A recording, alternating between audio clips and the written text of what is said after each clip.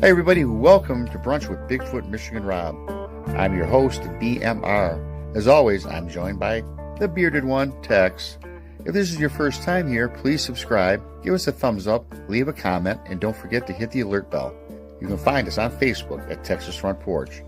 You can also reach us by email at paracryptidencounters@gmail.com or by text at 972-559-0988. Don't forget to subscribe to YouTube's Bigfoot Michigan Rob.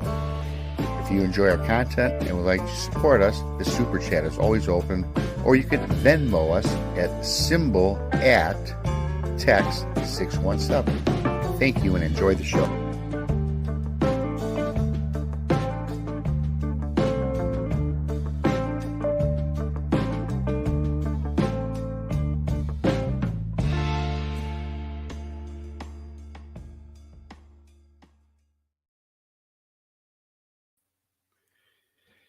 You know what, Tex, man? That really puts, I like that. I love that music. I love it. Puts me in a vibe. That was a good job mixing that, man. It puts me in a, I dig it. And you know what? Before we get into our great guest, Tex, I went to bed last night feeling great, and I woke up feeling even better, right? Because if you guys missed it last night, we debuted Jason's show. What is it, Tex McLean? Go ahead. What's the name of the show? Jason McLean Questions Everything. Awesome show. It comes on at 9 Central, 10 in the East. If you guys haven't checked it out, it's a little different than what we normally do. If you're looking for Bigfoot and Dogman, you ain't going to find it there. But I tell you, it was a great conversation. And if you haven't checked it out, please do so already. Yeah, because we're going to be talking about, everything, and it's a panel type discussion with all of us. Unfortunately, Bob didn't get to join us last night, but hopefully he'll be on the next one. And you won't see all of us that, all the time. It'll be rotation type thing. If one of us can't show up, we won't show up. But Jason will be, there pretty much all the time unless something comes up and he can't make it. But I like it because it's not, it is, like you said, it is different from what we do, and the conversations that we had last night, I got kind of fired up at one point. you were, Tex. We had to pull the reins back. Yeah. We didn't want to get flagged with a censorship right out the get. You know what I mean? Because we got that close. Speaking of censorship, we have somebody from New York, right? Yeah. You want to bring him up, Tex? It's not from the NYPD, but he's pretty close. We have Bryan, Sir Bryan Bowden joins us. Hey, Bryan, man, pleasure. Thanks. Welcome to the show, man. It's great, and I appreciate you, Rob and Tex. It's a pleasure meeting you. Thank you very much for having me on your show. I actually feel it's an honor to be invited, and more than when you mentioned censorship, I just shook my head. I am literally serving a 30-day sentence right now on Facebook. And the same time I got 48 hours on Twitter. So I'm batting 1,000, but this is my MO, got to tell the truth. So it is what it is. Yeah, we had that whole truth discussion last night, man. Yes, we did. Yeah. If you can't handle the truth, you shouldn't have been on last night, boy. Yeah. I didn't catch that last night. Last night it was just like I'm still running around. I got 2 kids and different ages and dealing with different problems. So, but what I do is I catch them later on, and I'm able to watch them in my own leisure at this point without anybody yelling "Dad" for something. You're probably going to get this too. For a guy that does 3,258 podcasts. Yes, I had to get that out there. And I want to be the first one. Thank you, Dave Scott. I have 3 podcasts. I do Inside the Goblin Universe with Ron, the Crypto Guru Murphy. Thank you, Dave Scott. I do Nobo Boomy, which stands for Nobody But Me. And then the groups that myself and my buddy Al Santoriga have, we do a live monthly meeting, which is a combination of the Bronxville Paranormal Society with the New York State UFO Project, New York State Sasquatch Organization. And I think we're doing a New York State Dogman, but don't let the name New York State fool you because we're global. We've investigated cases around the world. I mean, right now I'm dealing with a case out of the UK, and I can't just get there. But you know, I have other people, and we have people in different parts of the the area we could always hit up. You know, which Tex and Rob may be on that list. Like, hey, what'd you hear about this? Yeah. You know, so that's what we do. Well, you're talking about a subject that's near and dear to my heart, which is Dogman. Yes, sir. Because them damn things are spooky up close, brother. I remember I remember when life was good, when the Dogman wasn't even known to me. But my part, yeah, he didn't, I didn't believe he said, you got to listen to the show. You got to listen. And it was Vic Cundiff, he is the grandfather, forefather, whatever you want of that whole genre. He really brought it to the forefront, along with a great show, The Bigfoot Eyewitness. And I didn't want to believe it. I was like, okay, are we getting to that area where it's that much over the top?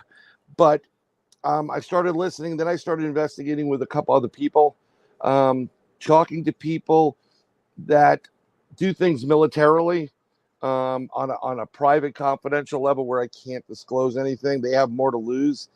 And we're getting these stories here and there, and it's real. And I also had my own personal encounter with one of them. I was no more than 20 feet from it. Same here. It was just sitting there. This is my urinating story. Yeah. I understand the underwear changing moment. I really do. Yeah. I've got a bucket right beneath my desk here, so I'm ready to. Yeah. Well, you know what it was? We're doing it. There's a place in New York called Letchworth Village.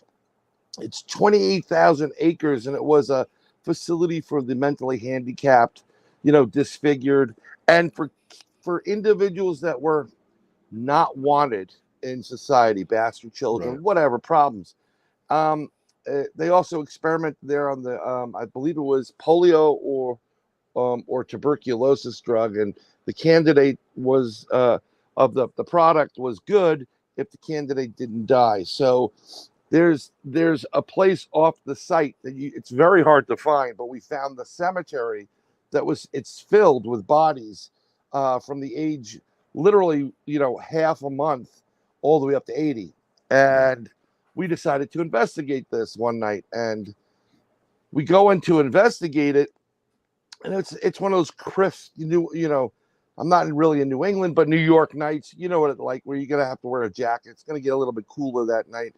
And we're investigating this cemetery, and I'm just in, I guess, paranormal ghost mode. Al's hearing some stuff that relates to like dogs barking, a big dog barking. I'm like, yeah, there's a couple of houses near here. And so we go in, we're investigating, and we get we get to an experience where I hear a really big dog, but it sounds like a real big dog, like something along the lines of like what my brother has, which is a staff, a big I forgot the name of it, like a Bernese mountain dog or something that larger scale.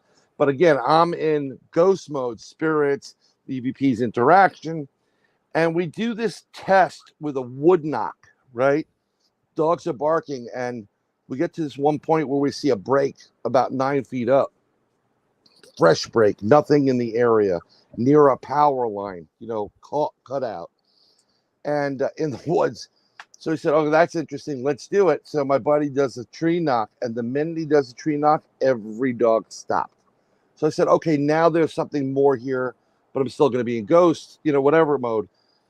Investigate most of the night. We leave for a little bit to get something to eat. We come back. So we're sitting in the cemetery monitoring stuff, and true to form, like a classic movie, what we are is we're sitting with our backs against this stone marker that someone put up that gives, they got some of the names of the graves there and honors them with that, but it's big enough. It's about 4.5 feet, tall by probably 7 feet wide.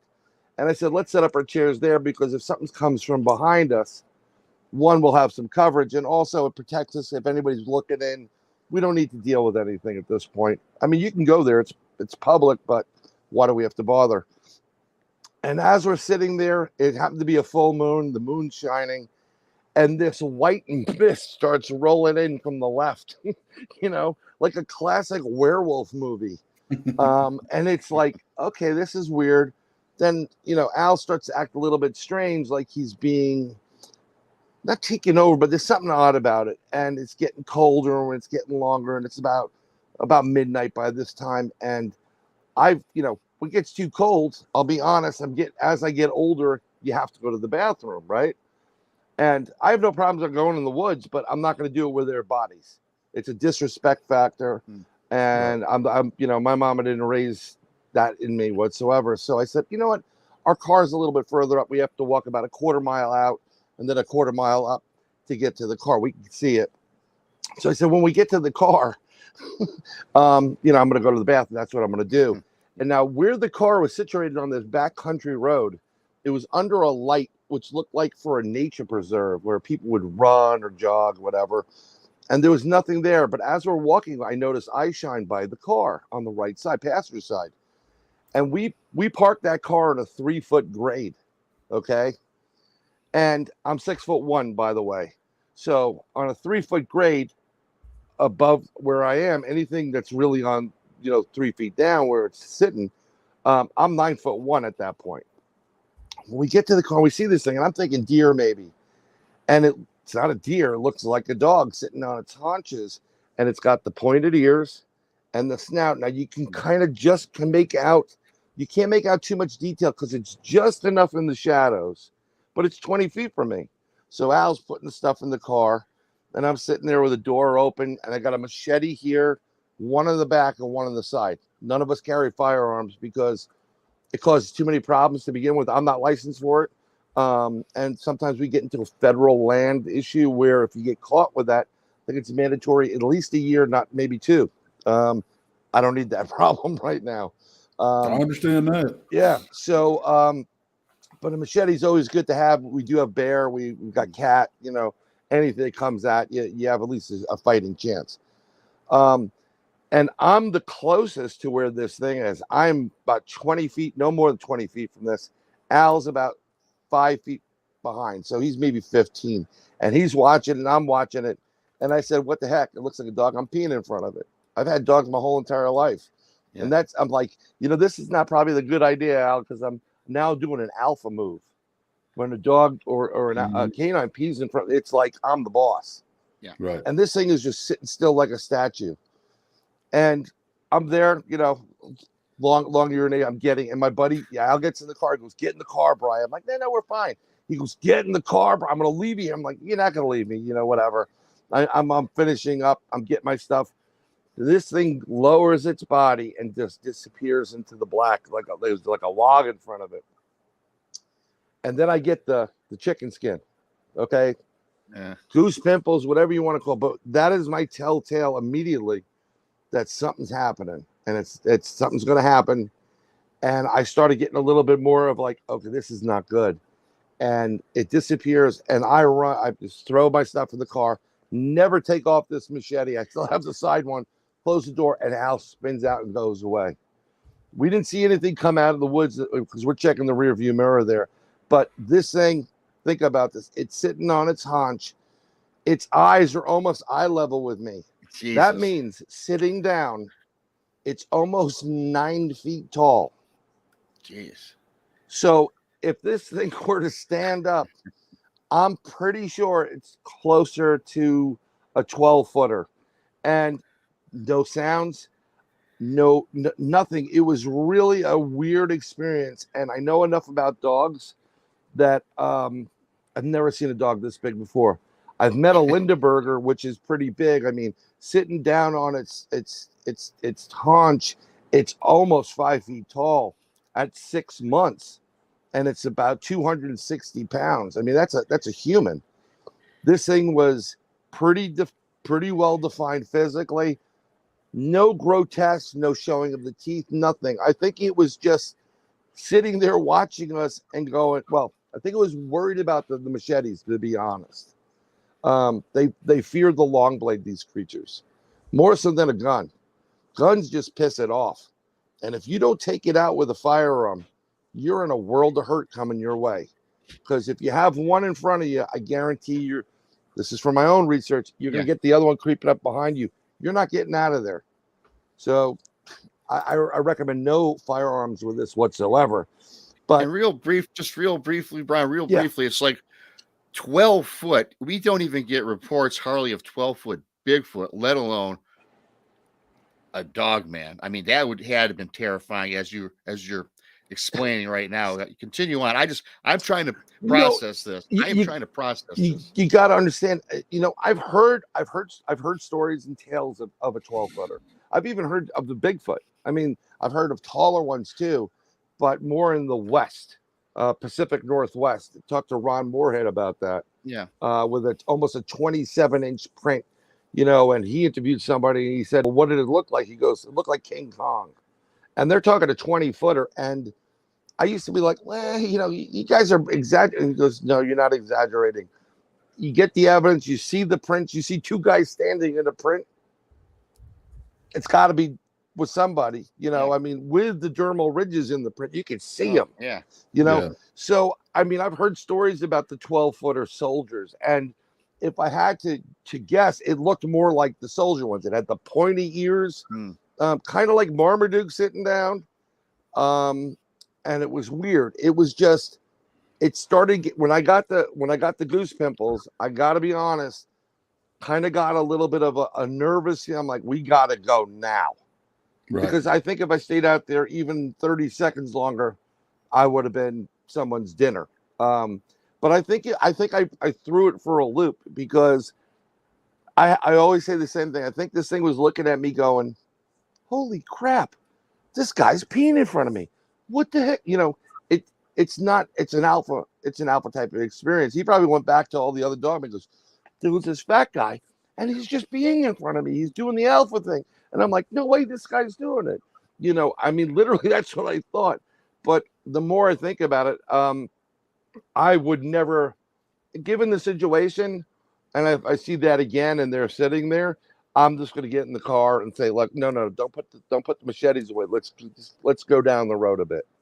But when Mother Nature calls, it is what it is, and it's always good to have a good partner in crime on this investigations. But yeah, that was my encounter with that was my one-on-one encounter so far with the dog man, which I'm like you, Tex. These things are just nasty. I don't care what anybody says. Yeah. Mine wasn't quite that big.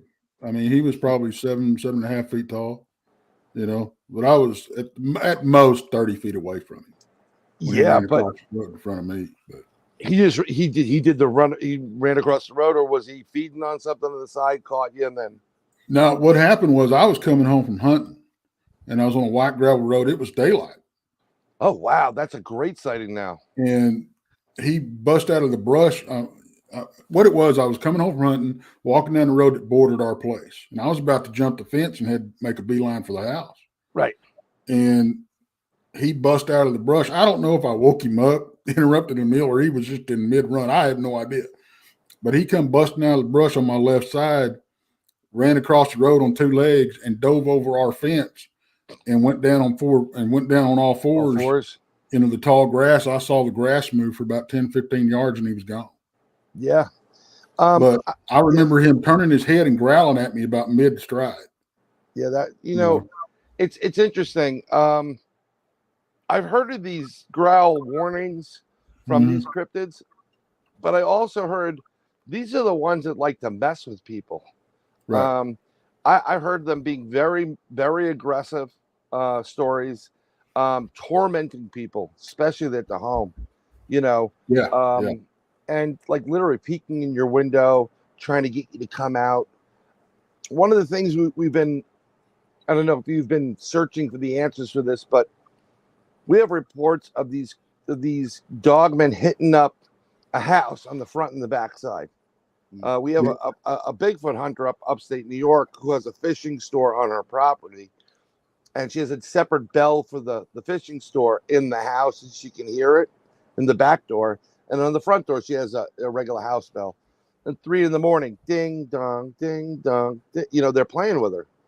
And we actually went up to the property, and there was an inverted print on the front glass porch of her home.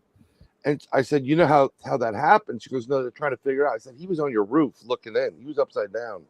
So, but what's really weird is, given the size and power of these cryptids, they never bust through your house. They can go right through that door. They're always trying to lure you out. And I've been, it's kind of like a vampire, like you have to invite them in. I'm trying to figure out, and this has been plaguing me for a long time, why? What's that purpose? Why do they they have to get you out of the house? What's so what's so sacred about the house? Well, and another thing that when I first decided to start telling my story and everything, it's just several years ago. It wasn't that long ago. Right. And I told it to a girl named Danielle, and she had her own channel for a while. But anyway, she had her own experience, and it was her and 3 other people. Wow. And what it was they were on a double date, and they were driving. I can't remember where they were parked. It may have been somebody's random house that they parked. They ended up parking in front of, or relatives. I can't remember. But the 2 guys got out of the car and went up to the house. Well, Right. that's when, if I remember right, that's when the dog man appeared and was harassing the girls in the car, tapping on the window, jiggling the door handle, and I'm like, just walking around the car, and talk about a depends moment, right? Exactly. It's very interesting. Like, this is something I would never want my family to see, my wife or my 2 daughters. Right. I could only imagine what it would be like. They would just freak out. But it doesn't seem like it's purposeful. Like they're purposely like, hey, what are you doing tonight? I don't know. Let's go mess with some humans. Like they purposely do it. And it's funny too, Bryan, that you mentioned about, I just heard this story. I don't know where it was from, but a dog man, he was actually trying to get in a person's house. However, through the actual doggy door, right? Oh yeah. And this thing, and you were just talking about maybe they have to be invited in, but they're so big, right? Like you're saying, why? I mean, what is it about these creatures? I wonder. Well, it's interesting because I haven't heard too many of them trying to like go in through the window, literally an open window, and they can see the nose pressed up against the screen, and then they close 2 seconds to go and grab her or him or her, whatever it is. But they don't. The doggy door is very interesting. I did have a friend, and there was a videotape at one point out of Canada. I believe it was I think it was in Canada. They had a house down the street. Someone had a house down the street, and it had 2 levels to it. And the kids used to hang out there. It became abandoned, and there was a rumor that something was trapped underneath the floor, and where the floor was in that kitchen living room, that open cabin type of thing. And they, don't ever open it, don't open it, don't open it. So these kids were having a party there, and she was there at the party, but her older brother was there too. And we're talking about a packed house. And at one point, what happened was the door blew open from where that floorboard was. Whatever was down there busted through because they must have heard all the noise. Landed on almost like kitchen countertop. It was a dog man. It was like a youth-ish dog man. There was videotape of this. Scared the crap out of everybody. Everybody jetted. They all ran. And I've been trying for ages to get this video or just see it. Speaking of our friend Dave Scott, he asked that question. If you had the stone cold evidence of this cryptid, what would you do with it? I probably wouldn't publish it. I would let a select few people go check it out. But it's not even the ridicule alone. I don't need anybody going there and trying to kill something or heard something. But I love that. Like imagine you're at a party and the next thing you know, you got this werewolf on a table, and people realize that's a real deal, and they jet. So going through the doggy door, I could only see that picture right now. I mean, it's almost comical. I'm trying to think, what's going on. And you made mention of something earlier, which I'd like you to expound on a little bit. Sure. Is there's all different sorts of that we hear, right? Dogman. Good old Butch Witkowski, God rest him, bless his soul, would talk about the dogman, the bipedal canine, the dogman, the differences, talk about the lichen loop, which I'd like you to expand on a little later. But I do have a question. Do you think that you mentioned military, do you think there are dogmen that are militarized, that are actually out there just for one objective, and that's to wreak havoc? And if so, do you think they're natural or created by our own government? Okay, so this has been a really big debate within this community. It's kind of gotten a little bit, in my opinion, out of control.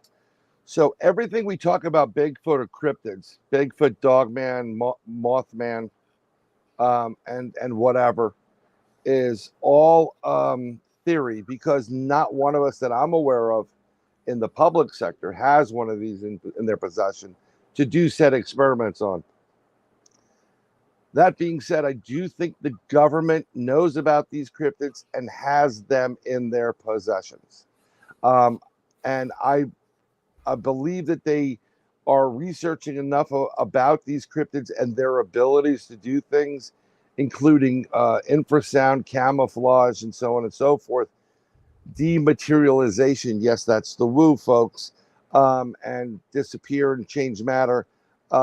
That they know a lot more about it, and anything government based, they're going to harness it not for anything good, but for military purposes, an advantage. So I do think there's some experimentation, gene based on these cryptids with either human beings or DNA, like breeding these things for their own control and use.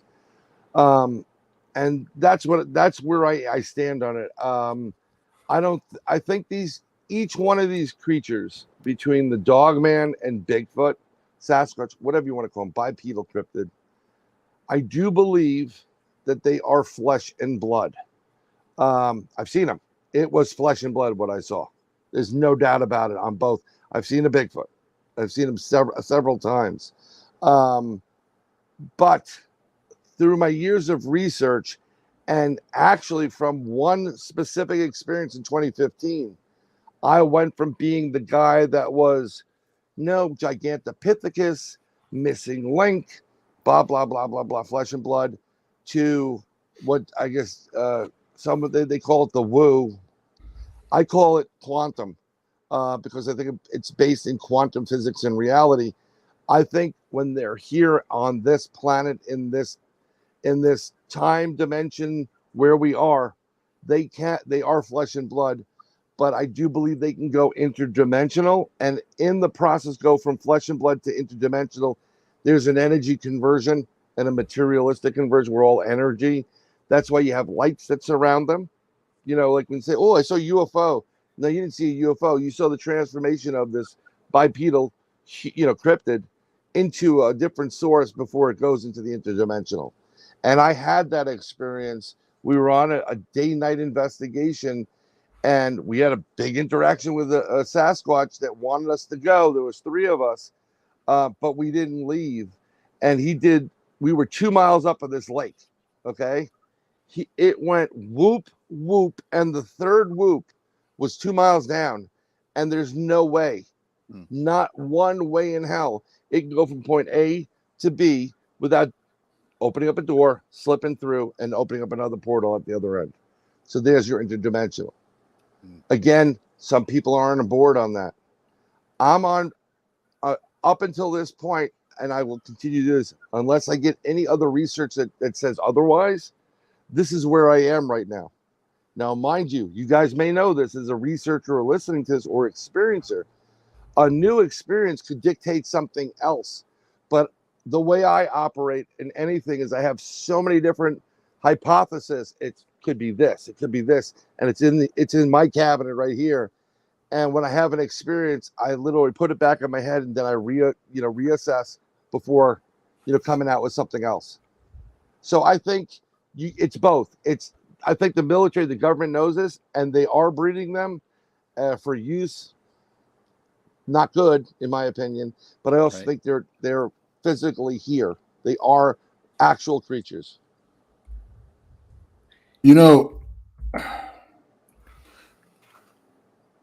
I agree with you. Well, what I saw was flesh and blood. Yep. Okay. Now I can't say that they're not a paranormal, interdimensional, whatever. Because I used to be just like you. I was in that camp where, hey, these are flesh and blood creatures. The whole woo king, and I hate that term. We've got to come up with something different. My partner in crime with this, Al, he can't stand woo, because you know what it does. And I'm sorry to interrupt.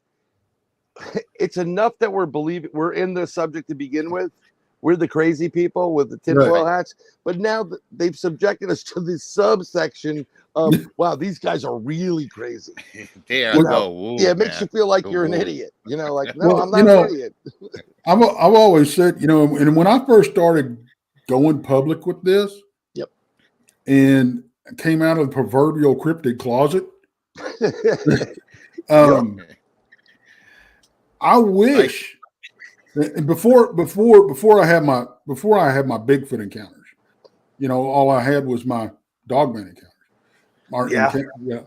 And there are so many times, and I've said this before, I wish I'd seen a damn Bigfoot. Because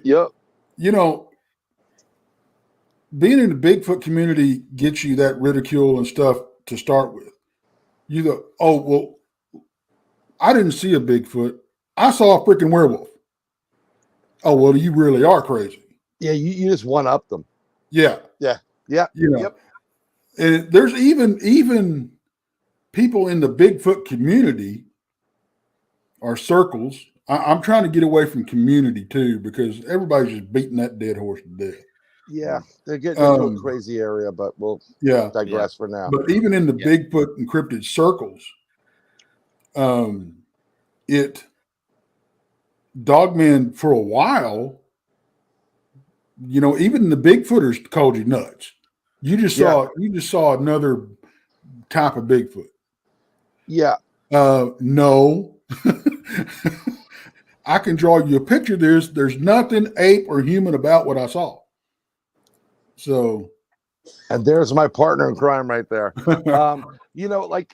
said, the longer you're in it, everything starts changing because you have to reassess. At one point we're going here. Ooh, great trip. And then something happens. You're like, well, let's go to a different road. And we're going down it. It's very, the community and the groups and the whatever. I'm pretty much independent. I do research with Al. We do separate research as well as together. And, we bounce stuff off of each other. It's hard enough to talk about Bigfoot, but when you're talking about a werewolf, it's crazy. And then, but there's something about this cryptid, the 7 variants that have been reported. There is a connection to that Sasquatch Bigfoot. There is one that starts off in the beginning, has like a monkey baboon feel to it.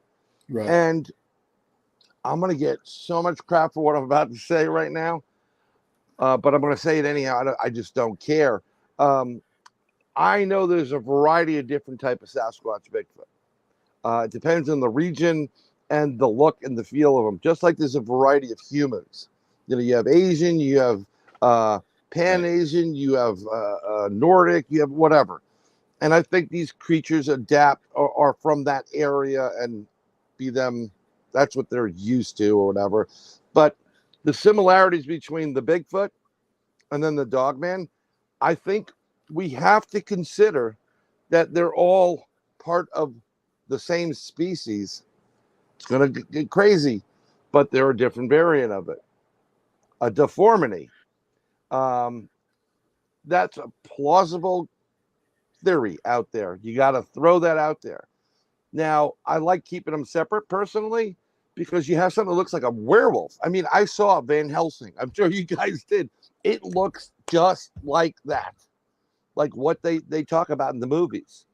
Whereas, you know, there's no mistakes involved when you see this cryptid. Right. Not one.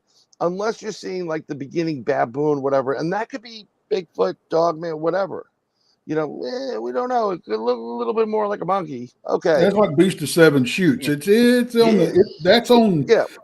You know. So yeah, no, I'm with you on that. And I don't like the woo. And I know Al doesn't like the woo. I know somebody up in Canada loves the woo. Yeah, he does. And but, and you know, and just for the record, for everybody in chat who's listening later, I stepped out of the closet 4 years ago with my encounter, right? And it was flesh and blood, and it was creepy. It was scary. You know, I was one of these guys that went back and forth. Is it supernatural? But I do believe in the dimensional thing. I do believe that there are people, human beings fall into time slips, or they walk through different portals. Can't explain where they went. You know, the missing 411. That's one of my theories. It's one of the many things that I think plagues the 411. It's not, you know, people want to say it's Bigfoot, Dogman. Hey, there's 5 or 6 things I can rattle off right now that I think that is. And the variants, I've seen that. You know, I think the North American Dogman Project, I think they're the ones that also have the 7 variants. You got the ones that look more apish and ones that look like the soldier Dogman. Yep. And I think that's what you were alluding to. And the hyenas as well, but yeah. And Vic's real. He's, you know, I think there's 7 variants that he talks about. Yes, he does. Right. Yep. There's a poster. If you look up Dogman 7 variants, you're going to see the different ones they talk about. Someone did a great job on one of those posters. Because see, mine, the one I saw, the closest thing that I ever, you know, Hollywood ever pumped out that looked like it was American Werewolf in London. Yep. I know exactly what you're talking about. You know, this what I remember seeing from my less than 20-foot encounter with it. If it came into the light, it would have looked like it would have been your classic. It would have been American Werewolf in London. That one scene in the alleyway. Yeah, it would have had it had that kind of feel and shape to it. I'm actually thankful that it wasn't so clear, because I think, and I'm not afraid of much. I'm not bragging to say that, but I'm not afraid of much. But that would be a little bit more unnerving, because, you know, one of the things that Al and I do when we do it, you know, we have family we have to go back to. Right. And trying to explain to somebody, well, he got attacked by a dog man. And, you know, it's never going to come off. You're going to be charged with whatever crime and whatever it is until it comes out. But yeah, you know, that would have been really unnerving at this point. Well, I got to tell you, I'm going to remove all doubt right now, because when it is a clear sighting that close, it is unnerving. Yeah, well, yeah. I mean, you had a daylight sighting, which I think is well, God bless you. I think it's fantastic. You know, I mean, it's not fantastic for you being there. You know, one of the things I was driving back from Florida a couple of weeks ago, and we got into we saw these like feral pigs on the side of the road in northern Florida, right? And then we get into Georgia, and it kind of gets a little bit darker. And then once you hit South Carolina and the woods come right up to that road, it's like you just get this vibe. I'm always like, I'm looking. Because on the way down from that trip, I caught something on my dash camera. Have yet to get to it because we have to do some cleanup here. But bright red eyes, glowing, and it scurried up the hill. And once I find it, you know, I'll definitely share it with you guys. But coming back, I could literally see something coming, walking right out of the woods, right over the highway. It is so desolate on 95. In 99% of the places down south, you could have 15 of these things walking across the road. And I just joked around, wouldn't that be great if we got a baby Sasquatch? We'll call him Chaka, you know, after lost, you know. And my youngest is like, no, you know. So yeah, Hell, down here in Florida, you probably got Slee Stack running around. Probably do. But I got to get down to Florida. I'm still in New York. But the one thing about Florida is everything kills you down there. I mean, you go in the woods. It's like Australia down there. Yeah, I gotta go. I'm gonna go with another great guy you may want to have on your show. I don't know if you had him already. Is Stevie Strings? He's out of Florida. He's an amazing Bigfoot researcher. One of the nicest guys you'll ever meet, and he hunts a skunk. You know, he researches a skunk ape, and great guy to have. Trust me when you have him on there. But I'm gonna go with Stevie as soon as I get down there, and since he is the guy that's born and raised there, I'm gonna let him show me the particulars to look out for and make sure I have the high boots so I don't get bit by some kind of viper or whatever.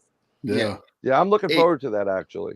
Awesome. And I see your buddy Al, who's going to be on our show end of this month, will be on Brunch with Bigfoot Michigan Rob Friday next in 2 weeks. And Bryan, we're talking about, you know, your encounter. And the one thing that I wanted to know, which really intrigues me, out in Pennsylvania, the Lichen Loop, that seems to be an area of mystery. There's everything going on there. Is there anything you can share on any research in that area that you can share for our group or audience? Yeah, sure. So I'm, you know, although I live near Pennsylvania, I don't always go there, but I was invited out a couple of times. One time and I'm not doing this to promote myself, but one time to do a filming for a Red Earth Uncovered. It's a Canadian indigenous-based network and programming. Thanks, Dave. 3 podcasts, Dave. 3. And while we were out there, I started to investigate. I started looking around, and then I went out there for this Bigfoot camping weekend, and I was doing a lot of investigating there. The Lichen Loop is an area within Pennsylvania, the state of Pennsylvania, where there are numerous bipedal canine sightings throughout the state. And Butch Wachowski, God rest his soul, who was, I mean, what a great guy. You just have no idea how fantastic it is. He was really intrigued in this and researching a lot of it. Again, he's PA, so they can go out every weekend. I'm in New York. To get to PA, it's going to take me some time to get to the Lichen Loop. But you got to understand something. Pennsylvania is the craziest state I've ever been in for this type of research. Anything you can think of, any type of cryptid you're looking for, I guarantee you will find it in Pennsylvania. And the reason is there is so much dense, forestry there. And I mean, I've never seen deer in my life like I've seen in Pennsylvania. So you got your food sources, you got your water sources, you got those areas. A large percentage of this in Pennsylvania in the Lichen Loop is so remote that no one's really going to it. You'll go miles, almost 50, 60 miles before you get to some kind of semblance of humanity, like humans. Mm-hmm. I mean, we already know that if you get into the woods it's kind of like, what is it like, Rob, the Upper Peninsula? Yes. Yeah. That's so remote. I mean, who knows? Who knows who lives up there? Elvis could live up there. He could be alive and live in there. So this is what the Lichen Loop is like. These are really remote areas. Some of them have associated, I'm going to say, old cemeteries, old burial sites. A lot of Native American burial information there. And one thing we know about these cryptids is, for some reason, like Anubis, who they love those cemeteries and that area. It's almost, they're very much like Anubis, watching over the dead. Now, part of me is thinking that they may enjoy it because even though when your physical body passes away, you can be dead for a couple of years, doesn't mean there's nothing in your marrow, right? And there isn't something there for a little, tasting. So they could be feeding off of these individuals, but there is some kind of connection to the dead. I don't know what it is. And if you combine that with the ruralness, this is what's going on there. I also know the fact that if you have Bigfoot in the area, I guarantee you have dogmen. There's You not. know, I've never seen it other than that. and that brings up a question that we get asked a lot, and what do you think the relationship between the Sasquatch and the dogmen are? And personally, and I've had people send me pictures of, they say, oh, there's baby dogmen in this Bigfoot nest and all this kind of stuff, and they're giving piggyback rides, just all kinds of stuff. Yeah. And I don't know. I tend to think that, and a lot of people, they go, well, can you imagine the fights that go on between them and stuff? Don't get me wrong. I'm sure it happens, but in my opinion, it's very, very rare, because if you look at the animal kingdom as a whole, even humans, apes, the whole 9 yards, wolves. Okay. So we cover every known thing that these might be related to. Okay. When any two apex predators meet, either they're the same breed or different, they will try to bluff their way out of a fight every time. Yep.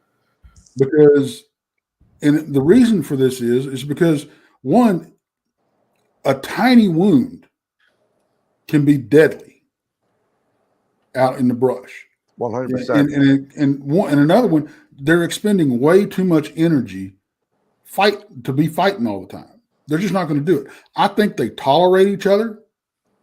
There's a lot of bluffing that goes on, I'm sure. But I think fights, knockdown, drag-outs to the death, are rare. I tend to agree with you, because taking consideration, I mean, I've seen numerous documentaries. If you want to look at National Geographic, where they'll show you a grizzly bear hanging out on an open area there, and there's plenty of food for that grizzly nearby, and they're just kind of mulling with each other and like, whatever, I'll leave you alone until I'm hungry. I think there's also, like we said, you have the 7 variants that go from a canine all the way down to like a monkey, okay? And then you get Sasquatch variants, actually, which lean more towards things that are like more features, like Asian-esque, Indian versus Nordic, or whatever you want to call wider-eyed individuals. But there's that middle ground where you have things that kind of look like each other. Right. And I think that at certain points, I call that the West Side Story area. The Montagues and, Yeah, the whole Romeo and Juliet thing going on. And I think there is a relationship between these two creatures at a certain point. And that's where you get the dogman type 3s, which are the weird ones. And I think there are offspring from these two. And that produces its own genetic problem. But yeah, of the two, Bigfoot, in my opinion, from my research, he just doesn't want any problems. Leave me the hell alone. They're clan based up to a point, especially if they have young, and then they leave the young and like, you're on your own, go get a mate. And then they keep going within their, and I call it a hunting area. People will call it migrating, but I don't think it's migrating. I think they go hunting, and they have different spots. So I think,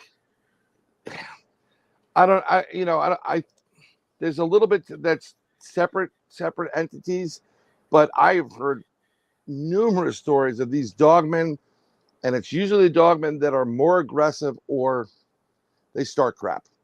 Right. And a great one, I forgot where I heard it.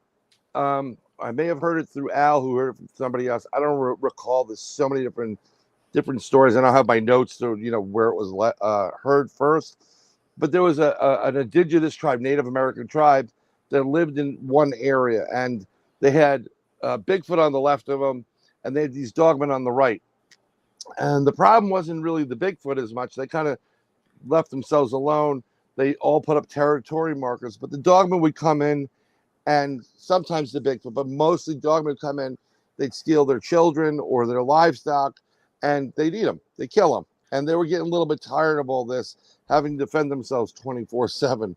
So they knew that the dogmen and Bigfoot the dogman always encroaching on the Bigfoot stuff would present an aggressive behavior from the Bigfoot, so forth. And, so what they did was they literally concocted a plan where they went to the Bigfoot, they killed the Bigfoot, dragged the body to the, they took it, killed it, and dragged it to the dogman's side and created the illusion that the dogman came in and killed this Bigfoot. And the reason why they did that is so the Bigfoot would get up and go right to the dogman and bring the war to them. And that's exactly what happened. These two, they just went to town. And in almost every instance that I've heard, when Bigfoot and dogman are fighting, Bigfoot always wins. And I'm surprised because these dogmen have those claws. You would think they're like razor blades, but I just think the Bigfoot is just so much more powerful. Remember Michael Jackson and his chimp Bubbles? Okay, that little chimp right there has a strength of at least 10 men. It could rip your head out off your body without even thinking about it. Yeah. And just imagine that 9 feet tall. Just imagine the strength. Even though these dogmen look like pretty strong, I think Bigfoot would just destroy it. Go ahead, Rob. I was going to say too, Brian, and that I've read a lot of things on the First Nations that one of the reasons why a lot of people view them as an entity or something spiritual is because a lot of the First Nations actually prescribe by that theory, not so much the flesh and blood, and they would have Bigfoot or Sasquatch in around their lands to protect them from dogman. And reason being, like I say, I think a dogman could go like this and take your head off. Oh yeah. But First Nations were thinking that the reason that they're so powerful is because they are of a different realm than what we're living in. See, and I agree with them. You got to understand the difference between First Nations and the originators here. Well, they're not really the originators. There's a 25,000 year gap, but they're the ones that were clan based. They treated Mother Earth the way it should be treated, respected all these things, and they respected this as a guardian of the forest, an elder. There's communication talk. Al hates mind speak, so I'm going to say it. Mind speak, Al, which is telepathy. There was communication, telepathic communications. Now, don't get me wrong. Some of these Sasquatch did take some of their people, and they did have a problem with it, but others dealt with those Sasquatch doing it. But you're right. These guardians of the forest were there to protect these other people from the dogman type of creatures, which also have been reported. It's in the wampum belts of a couple of different cultures. I used to have a link that it's really funny. A lot of this stuff is being taken down, and it's not by the individual, but as much as it's from Google. They're just blocking it or taking it down. You'll get that error, site can't be reached. They just don't want you to show it. But in wampum belts, you see what looks like a bipedal canine and being fought with different tribes, with spears and whatever. So I agree with you 100% on that, Rob. I mean, these creatures are amazing. And given the fact, take the native side versus what we are today, I'm going to say it. We're violent. We're nasty. We pollute. We cause a lot of problems. We have firearms. They don't want to have anything to do with this unless, like Al and myself and a couple other people, it's all about your intention. You can have 7 firearms on you and communicate with these creatures, and they know that your intention is not to hurt them.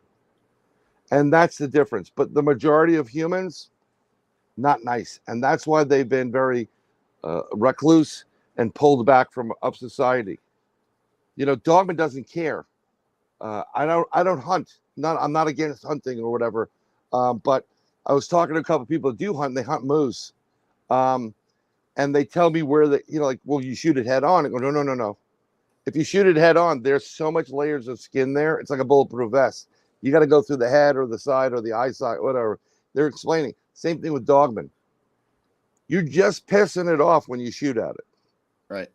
Because it's going in their chest. They're not going to die from this. They're going to recoil, Or, like I said, there seems to be a collective with these dogmen. They know who you are. You'll have experience with this dogman right here, but this dogman over here and this one up here, they know also about you. I don't know where that comes from, that maybe that one consciousness type of philosophy. Don't know. Or like they did in Star Trek, we're the Q, we're the one. Everybody just knows. But you go after this dogman, and a lot of times you hear the stories, they'll tell you in your mind, don't do it. And they mean it. They don't respect the gun. They know that you're not going to hurt them. They're going to live to tell the tale. But there's something about these long blades. That same moose, if I shot with a gun, I'd get the pock marks, right? But if I took a machete and went like this, one slice, it'd open up. So that's why they respect one versus the other. But Bigfoot wants to stay away from that stuff. So it's crazy. I've heard, and you may have heard these stories too. What I was told, it was a very good source. It was like you talking about a while ago, people that are in the military affiliated with whatever entity. But what I was told was that there was, and I get this wrong every time I talk about this. I thought it was in Africa, but there was a facility that was holding several dogmen, a government facility that was holding several dogmen, and they got out, and they absolutely obliterated a village before they either killed them or got them back under. Yeah, they were captured. Oh, yeah. I could see that happening. Yeah, I could. I mean, I haven't heard that story whatsoever, but I mean, we're talking no disrespect to all men and women in the military. We're not talking about the military as much as some of the brain trust that we have problems with. Right. They're causing problems. Yeah, one of the guys I was able to talk to, he's a friend of one of my best friends. He's like my best friend's a brother. He was in the military, so in a couple different groups, and kind of got wind of what I'm interested in. And I get these, I also have people that I grew up with before there was an internet, these hacker guys, and I'll get these things sent to me, these films with no, like where's it coming from, alien, a tall gray talking to someone who's Latino, like where the heck is this coming from? I don't ask questions anymore. I don't even allude to it.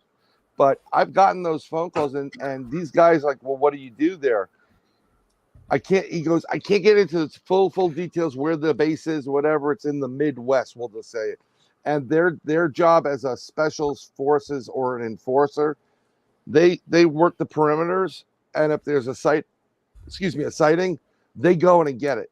It doesn't matter if it's a dogman, a Bigfoot, an owlman, goatman, whatever, rake. They will go there and kill it. And they may have mentioned a couple of times about experimentations, maybe escapes. I think we had a recent escape of something in Kentucky. And they have a lot of DUMBs there, deep underground military bases. Do you think this was responsible for? I think there was a dogman responsible for it. And, for the young kid that got killed, the unknown. Yeah, that woman got shredded up. Yeah, I think it was big time. And I think they were very vague about it, but there are reports of the feds getting involved. And once feds get involved, that means the military is getting involved. Right. Whatever organization, and they're going to do it as quiet as possible. People don't want to talk about that because they don't want any problems from these people. You were talking a while ago when we was talking about them fighting and all this kind of stuff and who would win. We did the math one time about what is possibly, well, the only examples we could pull from. Right. They're trying to put the math together for the strength of a Bigfoot. Okay.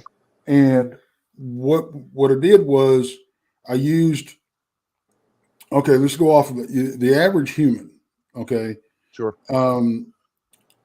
is supposed to be able to lift their body weight. Okay. Sure. Now, if you take that and you put it onto a gorilla, okay, a gorilla is 7 times stronger than a human. Right. Okay, so a full grown silverback gorilla weighs in the neighborhood of 400 pounds. Right. And is approximately almost 6 feet tall at some point. Okay. Sure. If you ramp that up, you're looking at a creature that can lift approximately 10,000 pounds at 9 feet. Yeah. It sounds so absurd and It out does. of our conscious. Like I said before, and I Thank alluded you, to, Al. I don't even know what Al's doing. Well, he but was telling me that facility was in South America, not Africa. yeah. So like I said, a chimpanzee roughly has 10 times the strength of a human being. Right. And that's basically from birth. That Bubbles, he was maybe 2 feet tall sitting on Michael Jackson's arm. Maybe he's 3 feet tall. Right. And that's 10 times. So he has the 10 times the strength. So if you put that if you put that into a male, larger chimpanzee, which gets taller, some of them go up to 5-6 feet. Right. You're looking at easily 20 times the strength of a human. Okay. Yeah.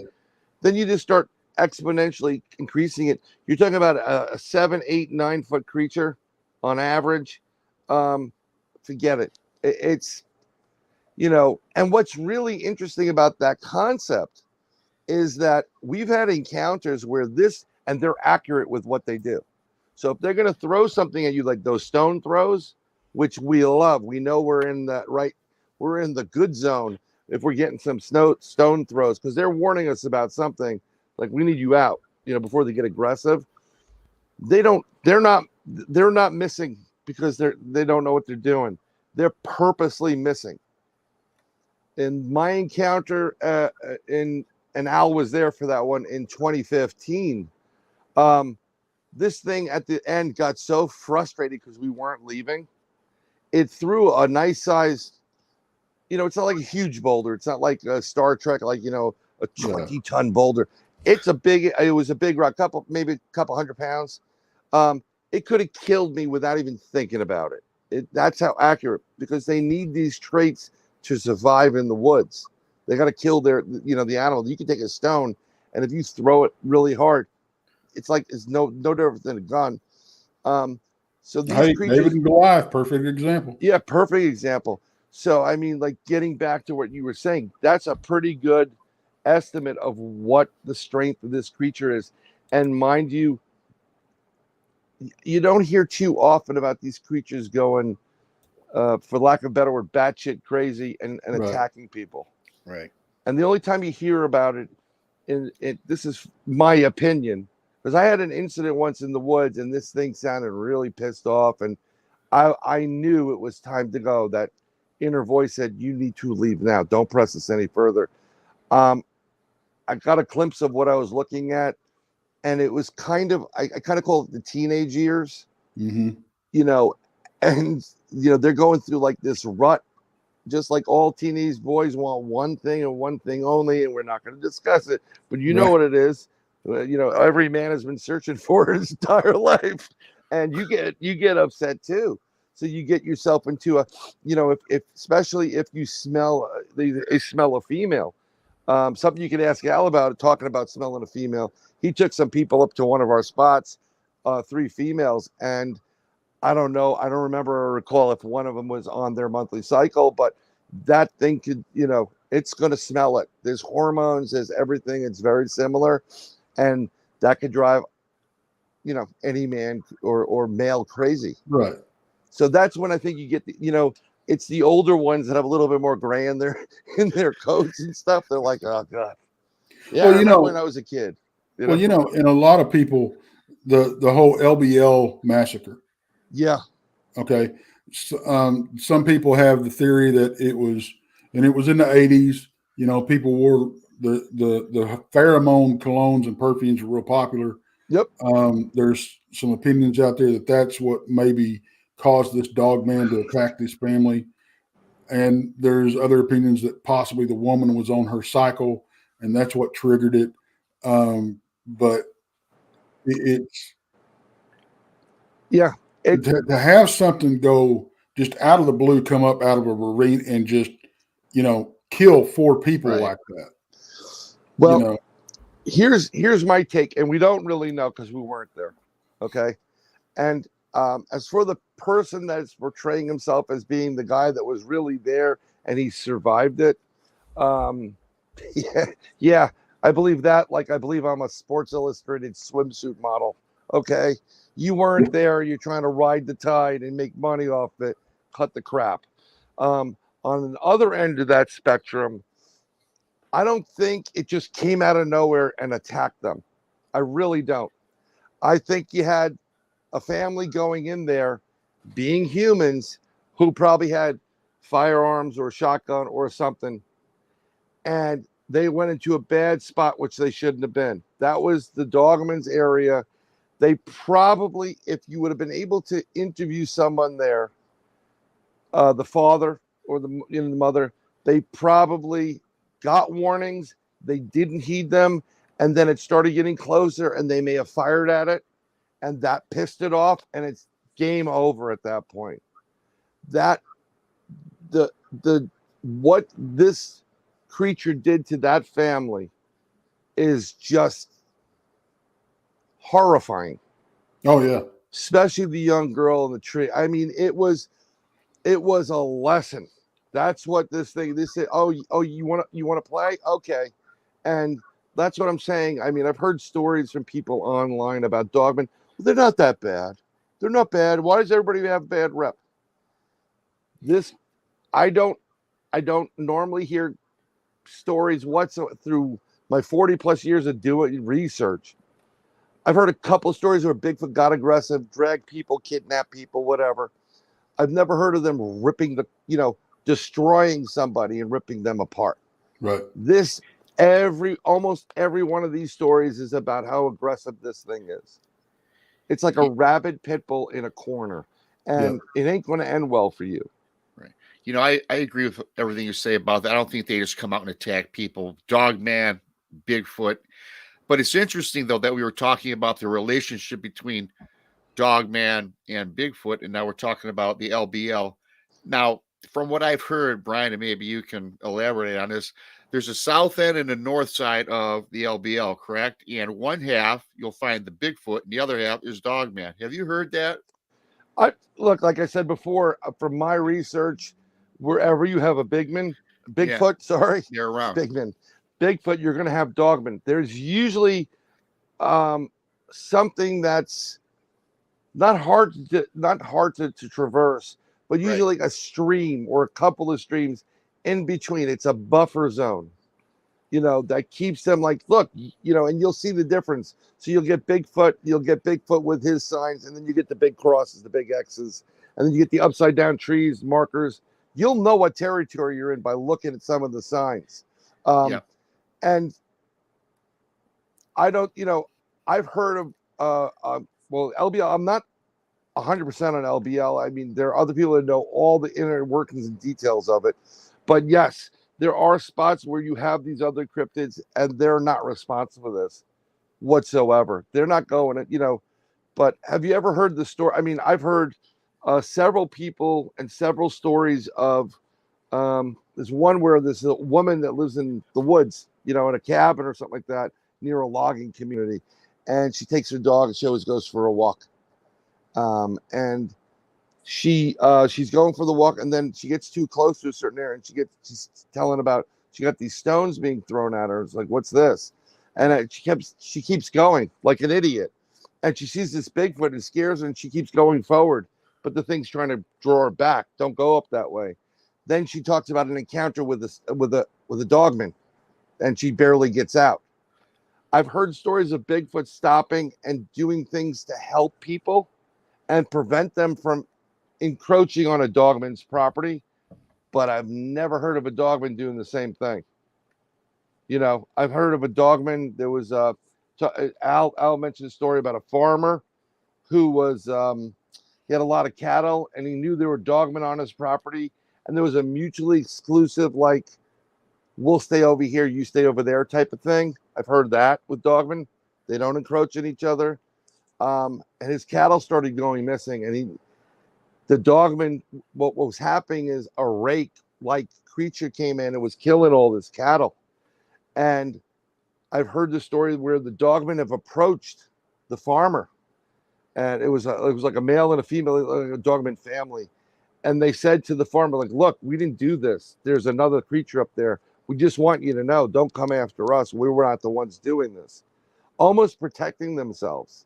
That's the only real story I've ever heard of this creature not being scared, but kind of defending itself in a non-threatening way. But in general, there's another story I heard. Actually, I was in Jersey Shore where there was a 7D werewolf movie, and I said, "Oh, this is kind of cool." It's kind of like we started talking about werewolves with one of the locals there, and he told me a similar story in the Jersey Pine Barrens. Family goes in on a 3-day weekend to the Pine Barrens to go camping. 3 days are up. Mother calls the house, no one answers. Father or whatever. Okay, 2 days. Yeah, they keep calling. But 2-3 days later, they alert the police. Police go out there, rip to shreds. Wow. And they're dead. There's blood everywhere.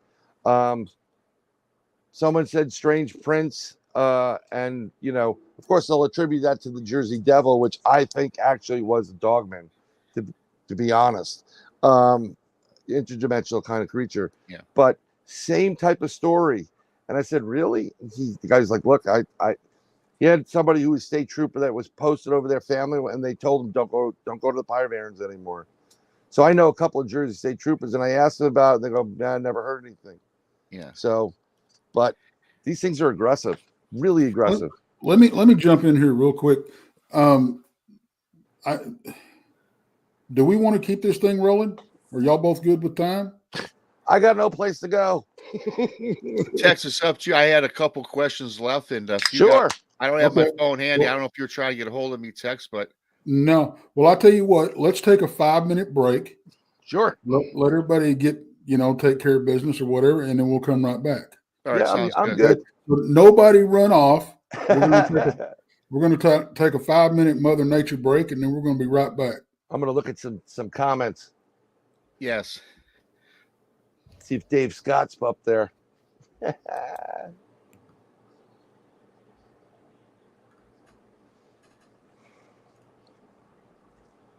see.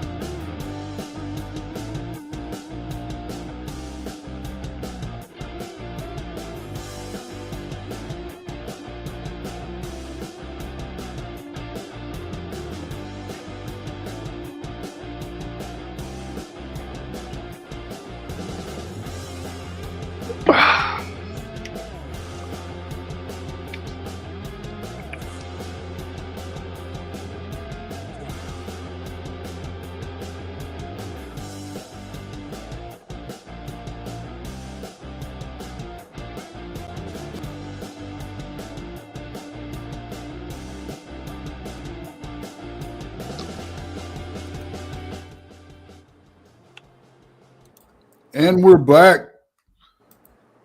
Howdy, y'all. Thanks for coming in. That was the first time we tried that, and it wasn't bad. It wasn't too bad at all. It wasn't You know what? bad. You know, you should live and learn, do, right? Yeah, do a different overlay saying we're taking a break. We'll be back Yeah. in a minute, because it'll just alert people that don't Right. realize what the heck's going on. But I was looking at your subscribers. Come on, people. Share this with everybody. He's got 442. Get him to over 1,000 so he gets some super chats, for Christ's sake. And also, but Texas channels are also main channel. We need Yes, that too. that's Texas Front. Subscribe to Texas Front Porch, which has 3 shows on it, which includes this one. And my channel is Bigfoot Michigan Rob. So, yep, yes, that would be fantastic. And thanks for that, Brian. Oh, you know what? I got my own podcast. I'm trying to, it's interesting. People say, when are you going to put out another show? And I'm trying to explain to them, like, well, life has, the last 2 years have been pretty crazy for everybody. But we also have, we have our own lives doing this research. So, I've got a family. Al's got a family, whatever. But we get out as much as we can. And I'm really about the research as not as much as about sharing with, getting these people on. I'd love to get you guys on the show so you guys could tell your stories and how you got involved in it. Absolutely. But yeah, we're working on getting a little bit more subscribers. It's not my, I'm into getting questions answered. That's what this really is, what the research is about. And I respect anybody that, great, you have a podcast, good, but don't just sit in an armchair, be an armchair quarterback. Yeah, too, Brian, what you say too, with our show, yes, we want to grow our show. That's why we have different channels, or shows. But the thing is too, we're not the most popular guy on the corner. That's not our goal.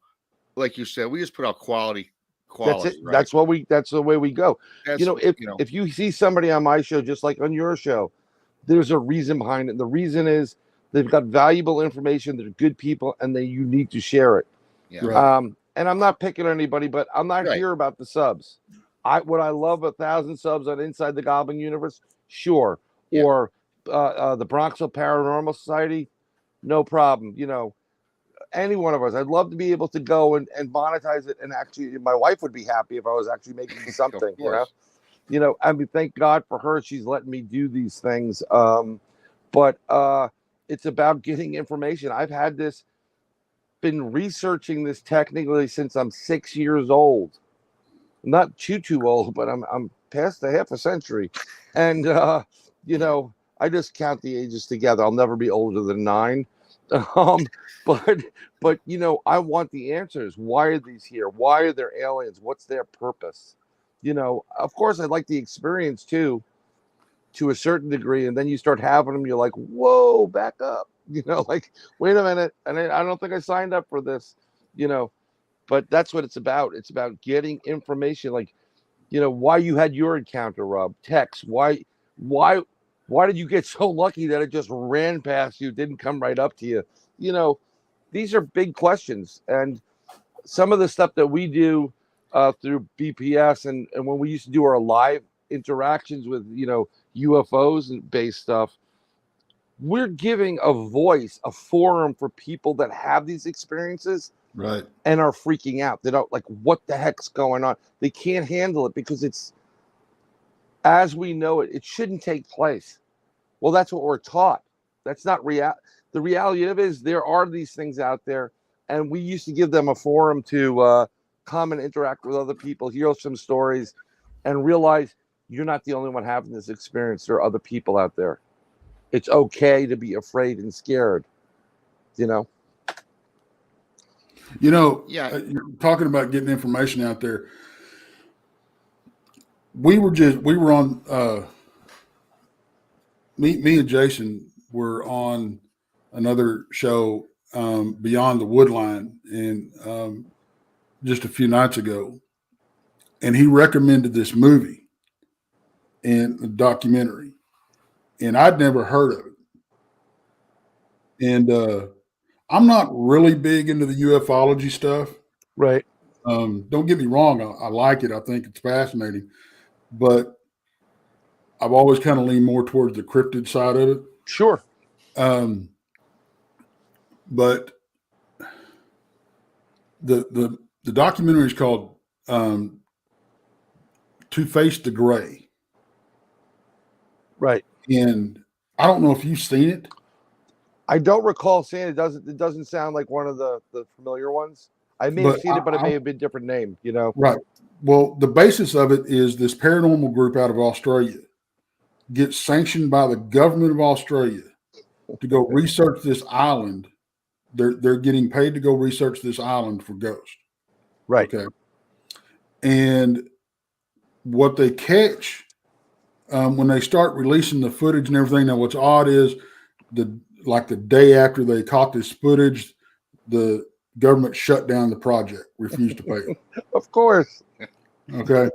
It's like the International Space Station when you see a freaking, something out of Battlestar Galactica fly by, like, oh, interrupt this feed for a message. Yeah. But when they put out the movie that's got the footage in it, the audiences start going, that looks like a gray. That doesn't look like a ghost. It looks like a gray. Right. Well, that kind of started a whole ball of wax, and rolling. And if the documentary is more of a mockumentary, I don't know. Right. But they get in touch with this guy, and he just walks up. They're having a lecture, a conference type thing. The head guy is up there talking. This gentleman walks in, says, I want to talk to him. I've got something for him. It's kind of sketchy. Right. He gets off stage. He walks up. He hands him this packet of information. He says, look into this. If you don't think it's viable and I'm full of crap, you'll never see me again. It's a ball in your court. He goes, look, I know what this is about. You want to make a movie. You want to get whatever. You want to make money off it. He goes, no, I don't want to make a movie. I don't want to do any of this. In fact, I'll refuse money. He says, you look at this packet, ball's in your court. You contact me. Yep. You're never going to see me again otherwise.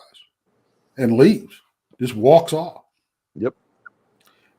He starts digging into this packet of information. And if this thing is nothing but a mockumentary and they did this, just the stuff, the footage that's been verified, from the government and all this kind of stuff that they, and all the things that these people say, Elon Musk is one of them,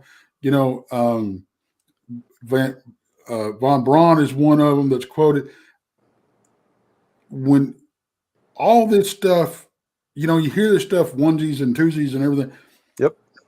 But when you start connecting all the freaking dots, yes, that alone blew me away. It's like paint by numbers, right? Eventually you get that puppy. The six times that we fired on UFOs, the footage from the shuttle that, has a picture of what seems to be a UFO flying towards Earth. 2 missiles are fired of it. It reverses in direction. That's a great video.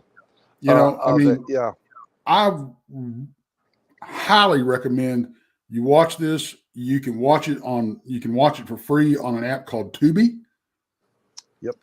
Or you can find it on Prime. I highly recommend this. I'm going to definitely check that out. Here's the thing, like growing up watching In Search Of, I'm sure you guys know exactly what I'm talking about with Leonard Nimoy in the turtleneck. I never in my life. Now, that's not when he was doing the Bilbo. No. Oh, you haven't seen that. You got to watch where he does the music video, Bilbo. Yeah, Bilbo that's Leonard Nimoy dancing and no. But most of the cryptids, except I heard about Loch Ness, Yeti, and Bigfoot. Okay, right. And then you had the alien type of thing. There wasn't all these other cryptids, these crazy cryptids that come around today. But when you hear about Bigfoot back then, it's the Pacific Northwest. Yep. That's where the Patty footage is, and I 100% believe the footage. 100%. I think it's genuine. We didn't have the technology to do what it would have cost you millions of dollars to make something that would move with your muscles. I don't want to go there. Okay. I think it's genuine footage. whatsoever. So I never thought in my mind Bigfoot would be here on the East Coast. And, you know, I had my own experience about 76 to 79. I forgot the year, but I was in a bunk, woke up at 3 in the morning, and I was on a double decker, big long bunk summer camp. My mother was a teacher, so I got to go to camp for free because she worked there. And I remember being about 3 in the morning because the councils usually shut their lights off to go to bed. Wake up, I'm smelling the skunk, not unusual for summer camp. And the way my bed is situated, I'm all the way at the end wall. And my feet, where they are, there's a window there that's probably no more than 2.5 feet or 3 feet by 3 feet. A couple of planes of glass. And I wake up and I have to go to the bathroom. There's always bathroom stories with me. Sorry about that, folks. But I'm a young kid. And I lean forward and you can see out the window and it looks like there's a giant monkey in the window. And it's doing this. Like it's looking at something. It's moving. And it's in the shadow. But you can see like a face and the brow, the ridge. And it's huge. And I just sat there. I went back in bed and I froze for an hour until my bladder was like, dude, you're either going to pee in your bed and hit the kid below you or get to the bathroom. So I slowly slipped back. Now, it's interesting why I have a photographic memory. Why I didn't connect this, because Bigfoot in my mind at the time is in the Pacific Northwest. It's not here. Well, guess what? There's tons of Bigfoot where this camp is in northwestern Connecticut. Matter of fact, we have plenty, and in the same area, New York State and near Pennsylvania, in Massachusetts. It's that we have a lot of Bigfoot sightings here. And when you don't make that connection, you know, it is what it is. But getting into the UFO side of things, I've always looked to the skies. I always want to see a UFO. And I used to say, wouldn't it be cool if I was in a UFO and I could travel to other planets? It don't work that way. Right. When you're getting abducted, or if you've been getting abducted, there's a reason behind it. I guarantee you, if you go back in your lineage, other family members are being abducted. I don't subscribe to what they call the RH negative of the. That's where people are special. Only RH negative people are really having experiences because of the rarity. I don't think it has to do anything with that personally. I think it's more blood type. Again, can't prove it, but there's something to it. I think it's people that are getting taken because they have certain qualities within their body that conform to what these alien races need. They have certain gifts and abilities. A lot of them have, I'll say, psychic abilities, or they're enhanced more so than the common person. And that's why they're being taken for breeding purposes only. They're using them to, and this is through my research, these races are here not to save the planet, but to save themselves. Their civilizations they're on the verge of being extinct, and they're using our DNA, which is perfect. It suits what they need. And there's also they call it junk DNA, but there's a variable part of our DNA that could lend to it expanding to what they need for their DNA, which is a bit different. And they're doing this to expand and continue their race. That's it. Some of them are taking people and you never see them again, like Pallades is talking about in Missing 411, this interdimension. And what people don't talk about, and you talked about Butch Witowski, I used to talk to Butch about this all the time because only him and I were discussing it. You heard of cattle mutilations, correct? Yeah. You know, they're taking certain parts. Have you heard about human mutilations? Okay, only recently have you heard about it. It is really scary. There's a very dark, scary side to the UFO alien phenomena. Some of them do have a taste for human flesh. And people are going missing. And talking about escaping from a lab, we are at the point in this country, and I'm talking about the United States, we're about 150 years ahead of any other nation on this planet as far as this technology is concerned. It's not controlled by the government, in my opinion. It's controlled by, called deep state, or the government within a government. They're using it military purposes only. And we do have the ability to create extraterrestrial biological entities, or little grays. That's the ones that most people see. No more than 4 feet tall. They're the worker bees. They're basically clones to do a job. Pick that up, pick him up, do this, do that. They don't do anything. They're servants. And we create these things, and we continue ourselves with this technology. We abduct people. Military has been doing it to continue that fear factor, but they're also using it for genetic purposes. You know, and with Have you that, ever? I'm sorry, bro. yeah, you know, we probably I want to spit this out before I forget it. spit it out, Tex. Spit it out, buddy. Do you know a man named Giovanni? Gordon I Giovanni. mean, I know a couple of people named Giovanni, but Gordon Giovanni. Who again? Gordon Giovanni. He's dead now. He just died last year. Sounds familiar. He had his own radio show. He was on a lot of channels and stuff as a guest. We had him on a couple of times. In fact, we had him and his wife or girlfriend, whatever, on. And they were had been abducted and experienced, in touch with aliens and everything. They had actually moved to a mountaintop in Maine and were living pretty much off the grid. Okay. That's why it sounded familiar, but keep going. Yeah. Well, they believed that there was when the crap hit the fan and that was the United States flooded, that was going to be one of the dry spots. Right. So anyway, he was in contact with one type of alien. I don't remember what type it was, regularly, and was privy to all this information and stuff. She actually claimed to have been given birth to 12 hybrid children. Yeah. And that's very, very plausible.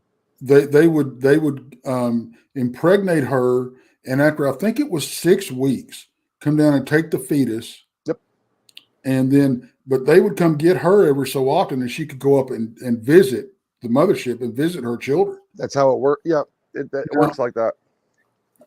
And I got to tell you, when we first came across these folks, and they actually Gordon searched me out, trying to get a platform to get his story out. Sure. On this platform, and because he was trying to go through another show, and it just wasn't that show's thing. Right. Right. And I get that. It's a lot. It's a lot to take in. But it is. But we had him on a couple of times. We had her on, and in fact, she's got the honor of being the first person to drop the F-bomb on the show. Oh, but but that's great. And behind the scenes, and we're talking and stuff amongst us, not them, but us, and we're like, if even a portion of this is true, because you talk to these people, they were not liars. They believed, and what I mean by that, they believed every word that they said. Yeah. And they had some kind of experience. I'm not gonna call anybody a liar that has any kind of experience. It's not my place, right? But you could tell that these people legitimately believed what they were saying. And to me, that made them credible. Now, as outlandish and fantastic as it was, and you're right, Bryan, it was a lot to take in, but it's sad when people like that, they're having these and I'm sorry, they had gotten to where they lived with it and they had pretty much dealt with it in their own way. But it's still, when it comes down to it, that's a traumatic experience. It's you know what? It's, again, the non-reality side of it. It shouldn't be happening because it's not what we've been taught and what we've been learned. But the fact of the matter is, it does happen. Whether you want to choose to believe it or not, it doesn't matter. And the way a lot of these abductions work is they really do their best to keep your brain out of it. You know, they'll I'm not going to say hypnotize, but they'll kind of try to wash your brain because they know how traumatic it is. There's no emotion on these creatures' side. They have a purpose. And if you happen to be a good breeder and good lion and you can do this, they'll continue to do this and over again. And what happens is usually over time, they'll let you understand a little bit more until you're ready to accept what's going on. It makes it a little bit easier, so more palatable. There's some people that don't want to know. I've had 2 experiences in my 40 plus years doing this of missing time. The first one is when I had the Bigfoot experience. We had this Bigfoot experience this is where the Sasquatch went from one part of the lake to the other. We left there. We went to a next location. UFOs going past. We have 2 hours of missing time. We talked about all 3 of us are going to get regressed, but I have a couple of people that I've interviewed. One of which Derek Tyler, and I showed him the footage because I filmed the UFO. It's on the Bronxville Paranormal Society's UFO channel of this craft, and I would never shut it off after a minute. Right. It's part of the abduction. They killed that and took us, whatever. I don't want to know what happened to me. I don't want to know if they anal probe me, which is just another totally different thing. But the reason why they do that, just so you know, on a scientific level, is you can get a quick access to get a sample of semen that way. That's why they do that. So wand, it makes it quick. You're not going to have an alien over there on the side, pulling the pud for you. It's science. It's boom. We need. Well, and that's one. And honestly, that's not only that, but that's one of the best places to get a DNA sample. Yeah, well, that too. Yeah, I mean, it's there's a lot more to it. It sounds crazy, they make fun of all these things. Right. But the second time was actually traveling down to Florida to look at our home, and by Fayetteville we have missing time. But it was me, my wife, and 2 kids, and I've kept that very quiet, and it bothers me because look, it's one thing about me. You're touching my kids now. My wife can defend herself. She's pretty damn tough. But I don't want you touching my kids. I don't want you going near them. But that coincides with the process. So if I'm getting taken and they know X, Y, and Z about me, then they're going to want to see the offspring, and they're going to be taken as well, and their children will be taken, and so on and so forth. In Maine, where you're talking about, I did by near Freeport, Brunswick area, which is on the coast. We used to go up there because they rent these cabins out, and Maine Idol, and I had yellow amber eyes in the woods once. Not too happy about that one. Just didn't feel right, and didn't feel Sasquatchy. It felt more dogman-y. And then I've had a couple of UFO encounters over the Brunswick Air Station. That's when it was held by the military because they had nukes there. So I could see this happening with this family in Maine, in the hilltop. But this is what happens with us all the time. We have someone from our group, and I was going to remain anonymous, that came to our group and our live meeting in upstate New York. Now you have to understand, I do graphics as well. That's what my company does. I have a company that prints shirts and hats and embroidery, whatever, promotional stuff. So cool. I made posters for the group. I made a poster that was 6 feet wide of the different types of races, most common races of aliens, so people can see a visual. Then I made an 8-foot tall reptilian and an 8-foot tall gray, 9-foot tall gray. And I put it there, and she looked at that poster, and you could see the fear on her face. I never met her. I said, "Are you okay?" She goes, I don't, can you take that down? And we come to find out later on, she's been having experiences with reptilians where she is. And on top of that, her child is drawing reptilians, drawing craft with them with the reptiles.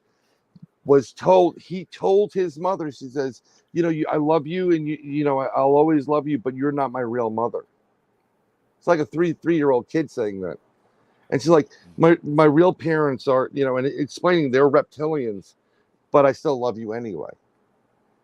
Try to wrap your head around that, and That's then having an encounter tough. after. Yeah, that would be like, what do you mean I'm not your real mother? I gave birth to you, but this is part of this is what makes it so difficult when you're getting into the alien agenda.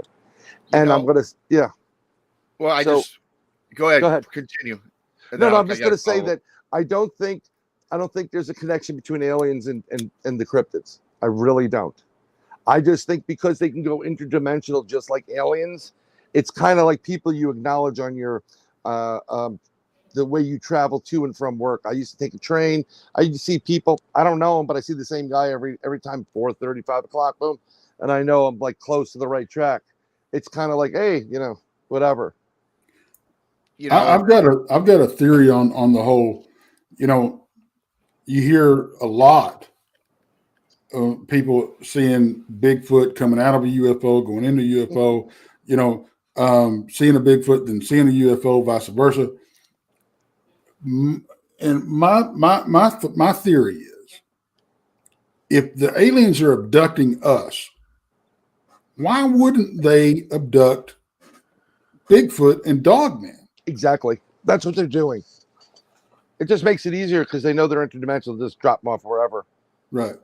And again, like I said, if you get into the physics side, and once we get through quantum physics, and once it really comes to the forefront, quantum physics, we're going to be able to explain a lot of the stuff that we're seeing, even on the ghost hunting side of it, right. The paranormal. But you have to understand that when you convert energy from one form to another, in the initial conversion process, usually a burst of something like a pop or a crack, whatever, because you're converting it, and then it becomes something else. Because these creatures can go interdimensional in that process, that's why you're seeing lights where Bigfoots were. That's why you're seeing orbs where Bigfoots were. It's not UFOs. They can travel in that light form to get point A to point B. So they're going I'm gonna play devil's advocate here. Sure. Okay, and I want to ask you. Some would consider it a tough question, but I know you're not afraid of it. So, because you're using the phrases that this is this. How do we know? Okay, so you're 100% correct with that. I did say to you at one point, everything that revolves around these cryptids and creatures is theory because none of us have physical ones. Yeah. But I also before I got while I was always into these cryptids and the paranormal, I have a lot of science information and background. I loved astronomy. I love physics. And at one point, I was studying physics and astronomy, and I was thinking about being an astrophysicist. Okay. And then I realized I have to pay bills and they don't make money. so I went into business, but I've never forgotten, I have friends. I also like medicine. I should have been a doctor. I mean, I've got a ton of people like you're a waste of talent. Right. So I know a lot of information about a lot of stuff, and I know how certain things work. And I remember when quantum physics first really started, it was very exciting. I'm like, this is going to be it. This is it. Because it started to, the ideas or concepts were valid, and I knew that once they figured it out, it would work. But I know the conversion process of energy. This is something it expends more energy to convert energy. It's really weird.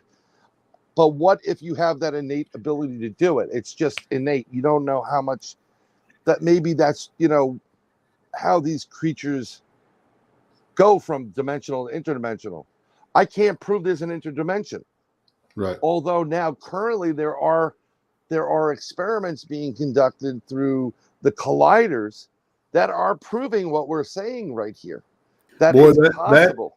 That CERN, boy, that's a whole. You don't want to go there. But that's another show, isn't it? Yeah, I've done plenty of shows about that, and if you want to know my theory about that, in a nutshell, they're opening up and creating rips in time space, which are Right. allowing interdimensional beings to come into our dimension. And that's part of it. It's also the reason for the Mandela effect. But what I'm trying to say is they've taken physical objects and converted into particles, right? Concept. They've then beamed the particles from point A to point B.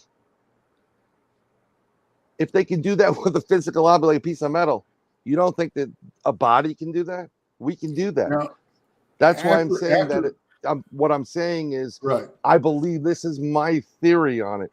Right. You don't have to believe it. I'm just telling you from this is where I am at this point in my research. And I got to tell you, Bryan, and that's what I love about this, because and that's what we preach. We can have a conversation, and people can ask each other difficult questions and have conversations, and that's how we're going to learn.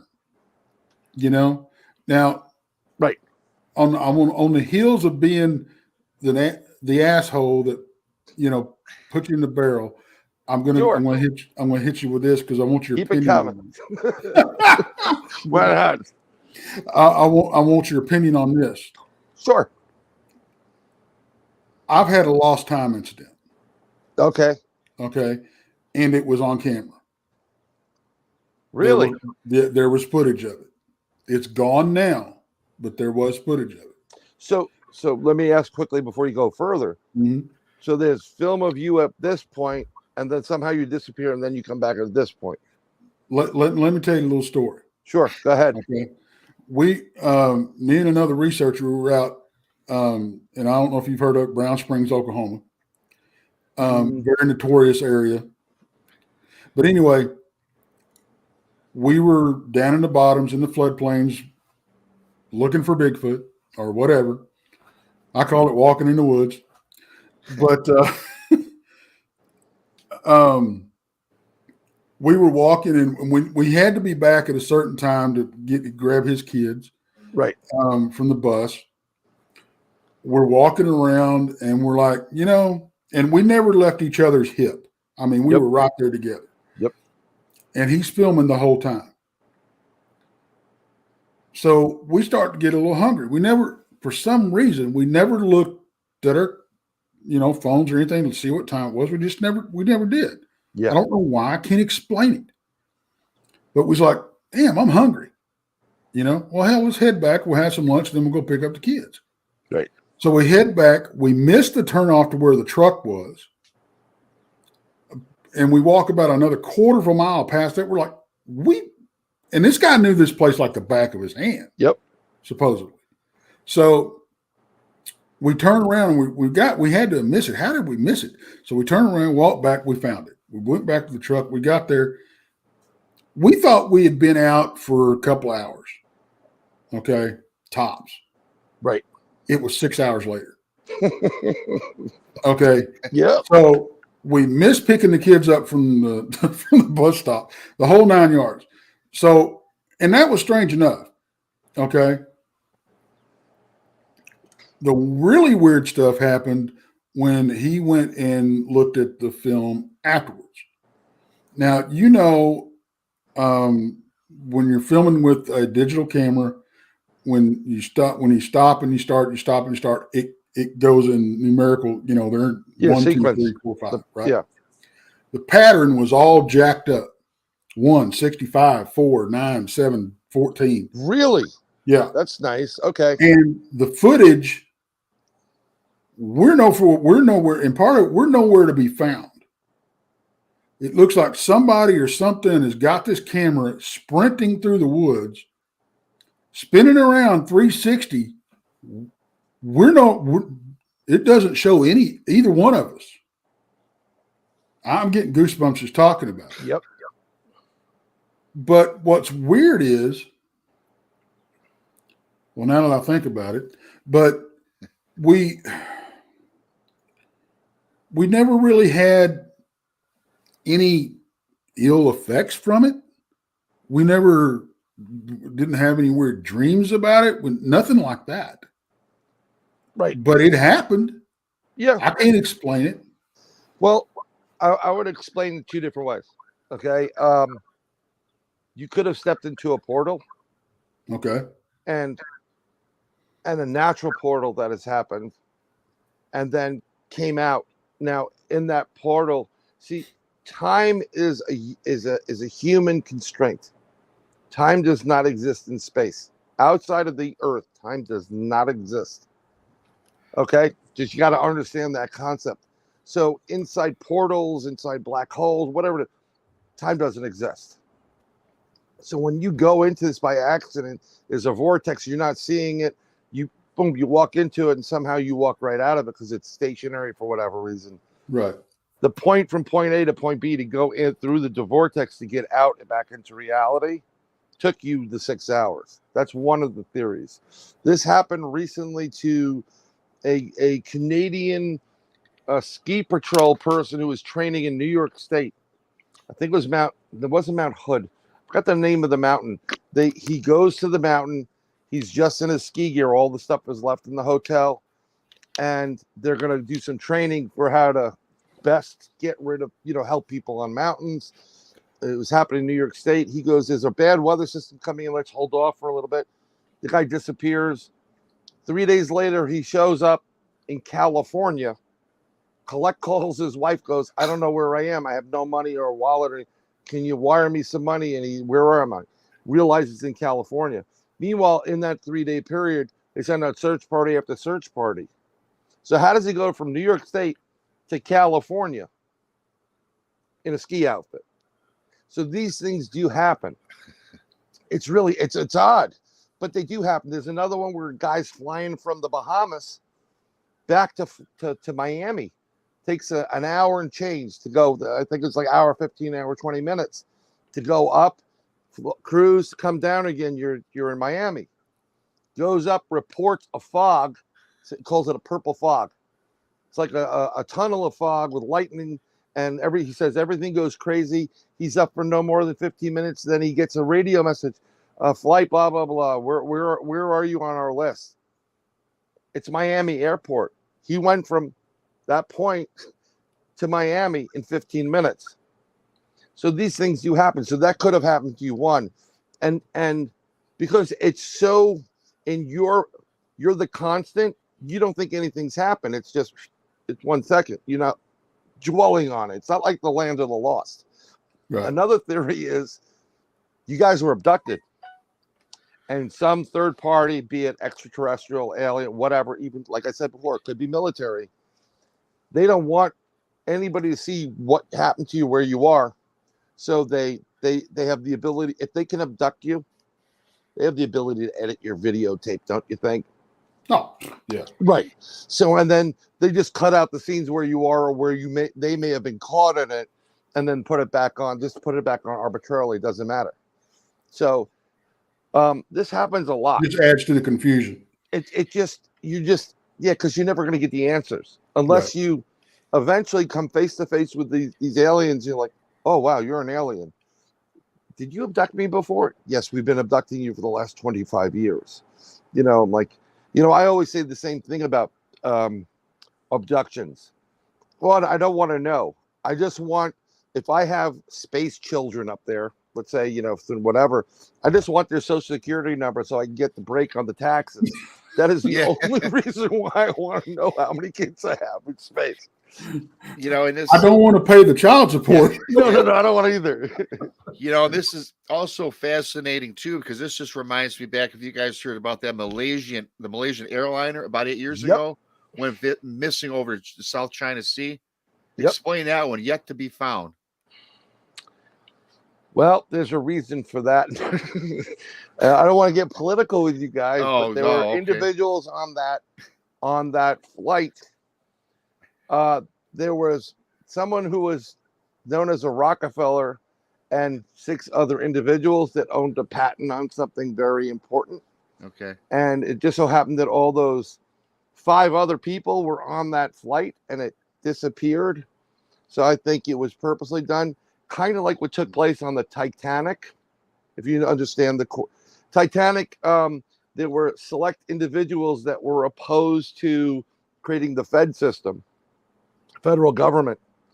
One of them, J.P. Morgan, he was against it as well, because why would I want anybody else taking my money? I'm the bank right now.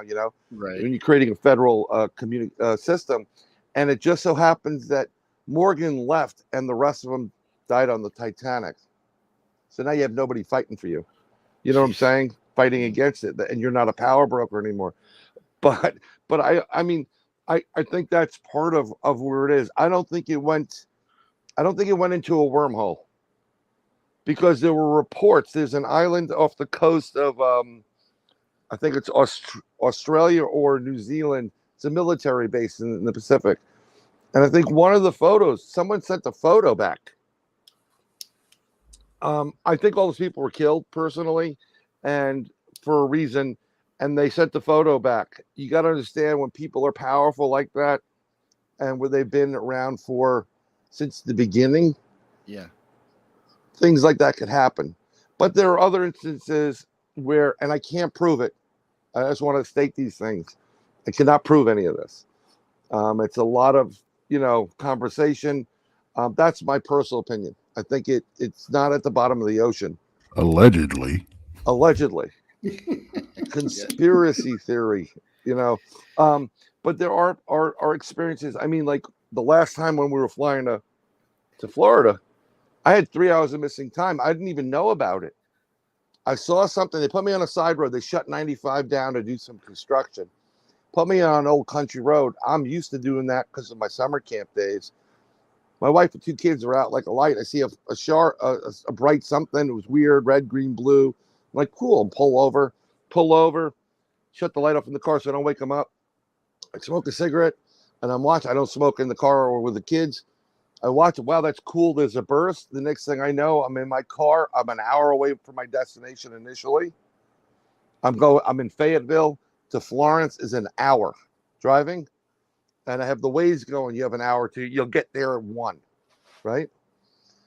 Wake up in the car. I'm like, what the hell happened?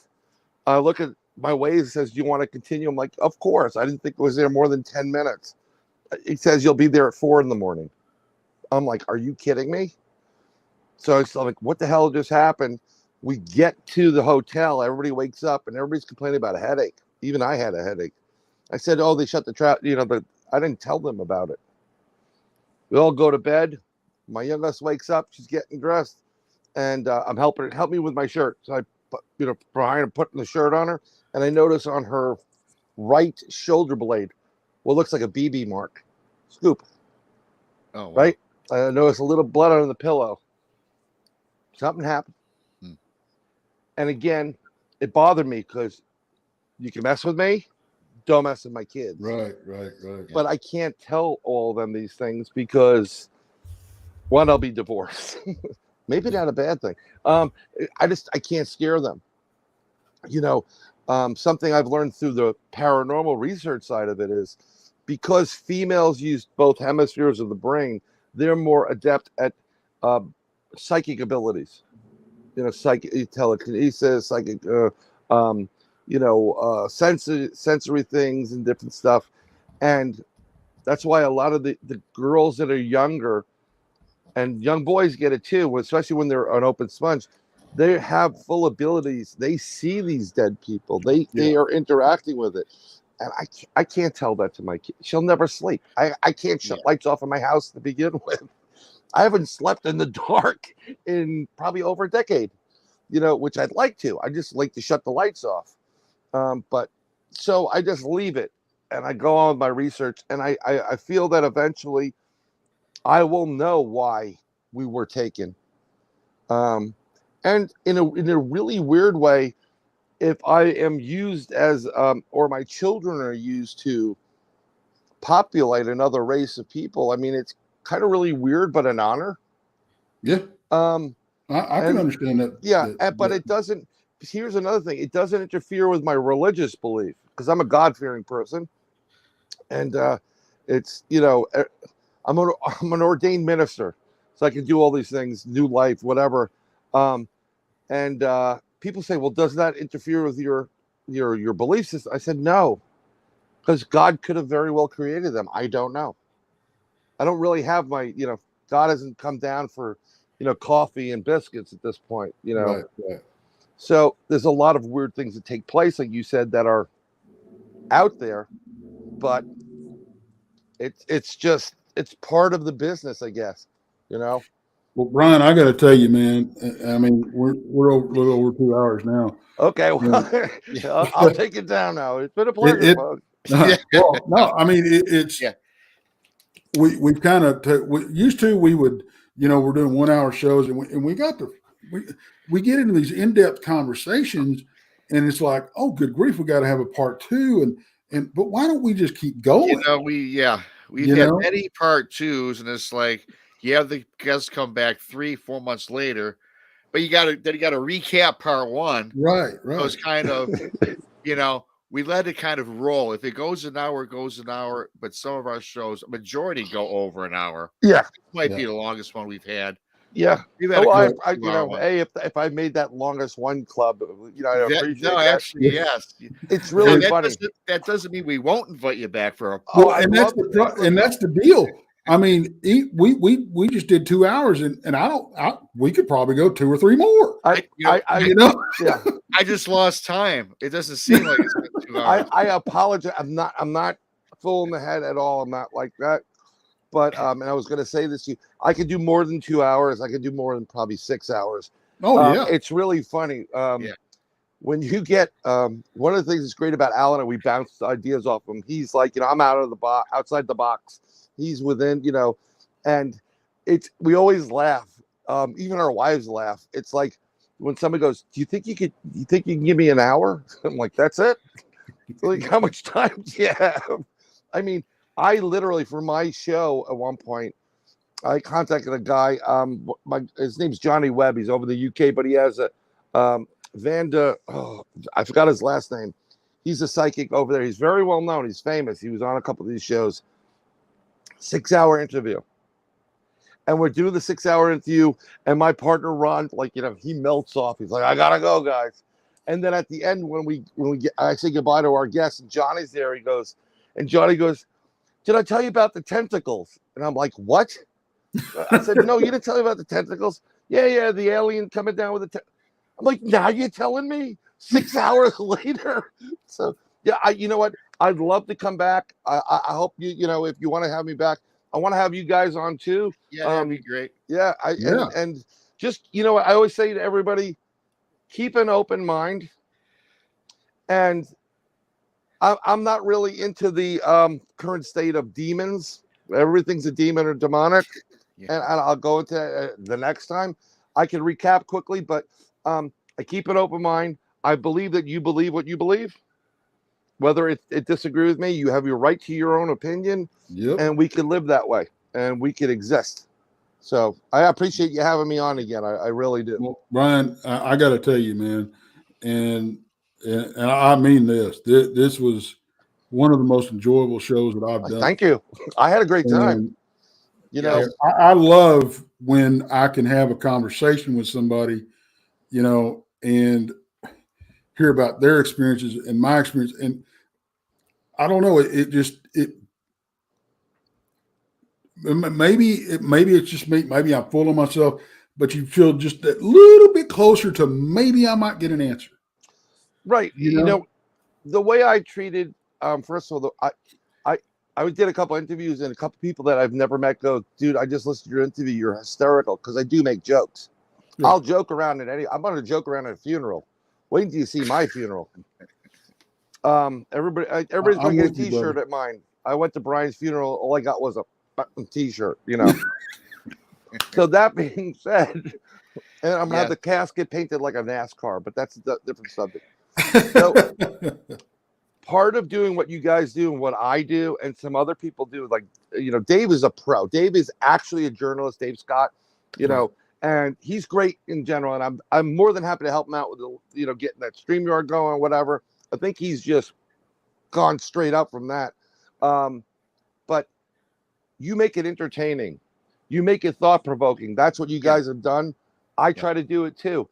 I always tell you, I'm not an expert. Anybody tells you an expert, turn and run. Yes. Right. Research your own information and then assess it. And don't just discredit something. Keep it in the back burner, because you may have an experience a year, 2 years, 3 months, and like, oh my God, and you go back to it. And that's what, how we do things. Wait till you talk to Al. He's got great stories though. Some people get lucky hitting the lottery, and Al gets lucky with some crazy stuff. Well, I'm looking forward to having him on. I'm really looking forward to, we'll work out a time, and I would love to come on your show. Oh, pleasure. Yeah. Brother. I got to get out of Facebook jail though. So yeah, when you're out of jail. I was wondering where you were, because I was contacting you. This guy, Brian's not contacting me back. Now you explained it. And before all the people leave chat, I'll make a couple announcements that, again, thank you, Brian. I loved it as much as Tex. Pleasure. 2 hours. I can go longer. Yep. This Saturday, Tex and I are going to be on Jessica Jones. Great show. Going to be on Into the Portal. She's awesome. She was on Dave Scott. We've had her on our show. She's a great gal. Go subscribe to her and check it out. And yes, well, it's gonna be, you guys should listen, because she came up with something to answer one of Tex's questions. She's a remote viewer. Yes. Long story short, there was a murder that took place, and we might have some answers on her show Saturday. That's cool. By the way, that is something that I also am. I don't talk about it much, but I am a remote viewer. Well, we'll definitely be talking to you again. You got it. And Monday on Texas Front Porch, him and Jason have Chris Reinhardt from Discover Sasquatch. Great guy. And then this time next week, we're going a little different route. We got the lovely and talented Gemma Jade joining Brunch with Bigfoot Michigan Rob. You can also see her on Spaced Out Radio. We get a little people out that tree. That tree falls, and we just pluck them. And again, Brian, buddy, thank you, man. Pleasure, Rob. I can't thank you enough, buddy. Tex, pleasure meeting you, and I think we got friendship for life. And anything you need, I'm on every social media platform. People, if you disagree or you agree, it is your opinion. Contact me wherever you want. PM me, because I still have access to that. Okay, cool. You take care, Brian. And once Thank again, you. Enjoyed the hell out of it, and I appreciate it, man. You got it. Thank you, guys. Thank you. Hey, Tex, you can find the button.